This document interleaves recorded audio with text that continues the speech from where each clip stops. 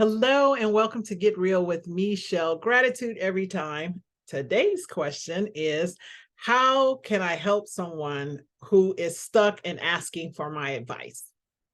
Yeah, this is a challenge, and there is no perfect and correct exact way to do this. So what I'm going to share with you is the way that I have learned and other people I know who utilize it, and it serves to help both parties involved. So creating that sort of what you call the win-win.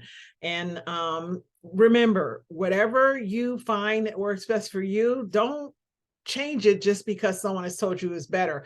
Actually understand why you want to change it. What is the outcome you want to create in being a person who gives advice and supports and helps other people? That's more important than me telling you how to do something. Now, having said that, how I actually see helping people is to, one, get clear. What happens most often when people are challenged with the difficulty and they tell someone, the other person will either immediately tell them what they ought to, need to, should to, have to do. I'll say it again: ought to, need to, should to, have to do, before asking a follow-up question.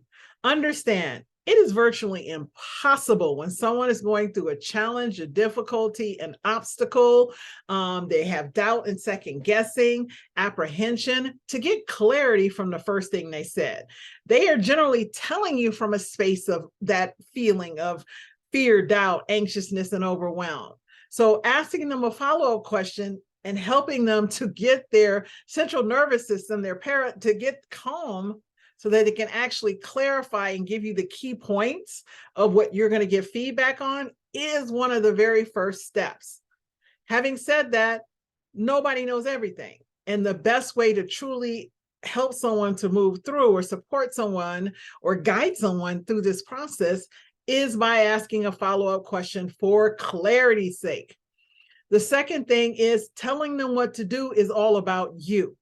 It is not about them. The most powerful gift we can give another human being who is stuck, frustrated, overwhelmed, is the power to think. Because the reason they're asking you is because they feel like they can't figure it out themselves. They can't think it through. They are stuck in their own head. All they see is the problem, or they've tried a couple of things and they're not willing to think through it on their own. And helping them to see that everything we need exists inside of us, helping someone to see that for themselves is like a blessing beyond measure.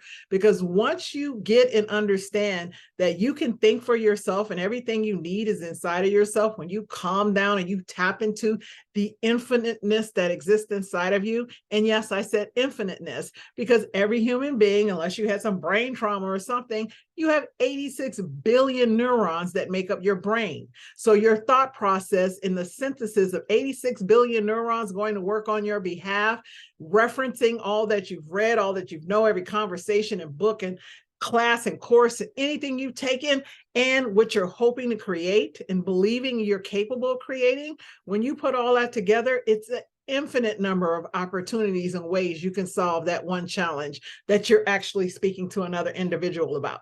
Now, having said that, if you are truly wanting to help someone, help them think it through by asking them questions. What were you hoping the outcome would be? What have you already tried? Well, why don't you think it worked? What would you like to try? Why haven't you? So really getting them into the place where they are pausing and they're calming and they're allowing the blood to go back through their brain. Because remember, when people are in that state of fear, overwhelm, second guessing, doubt, anxiety, and all of those things, they can't think because their heart is racing, their armpits are sweaty, their palms are all sticky, their eyes are dilated. So all your blood is going to the lower regions of your body and nothing is going up to the brain. You asking a person a follow-up question and then guiding them through a series of questions where they actually solve on their own behalf, that is the greatest gift you can give another person. And you do that consistently with someone who has stayed stuck, they will become unstuck for good, and they will be one of your biggest fans. A raving fan is nothing better than that, especially if you're in business, you're a professional, you're an influencer, you're building a reputation. hey, it's nothing better than that. So having said that, how do you help someone get unstuck? Well, ask them questions. Be their guide to help them discover that they actually already know the answer, and they were just a little bit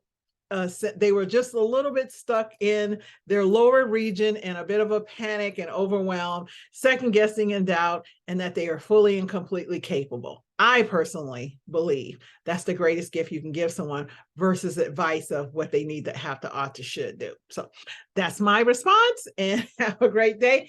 If you have another question, please put it in the comment. If this has helped you, share it with somebody, and or reach out to me at hello@meshellbaker.com. This is the work I love to do. I do it with individuals, teams, and organizations. So I'd love to bring this to you or your team and organization.